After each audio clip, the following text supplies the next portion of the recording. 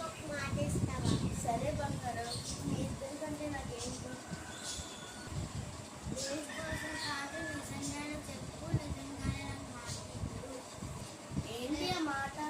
నువ్వు ఎక్కడున్నా సరే ప్రతి సంవత్సరం వచ్చి రాఖీ కట్టుకోవాలి. సరే, హ్యాపీ రక్షాబంధన్.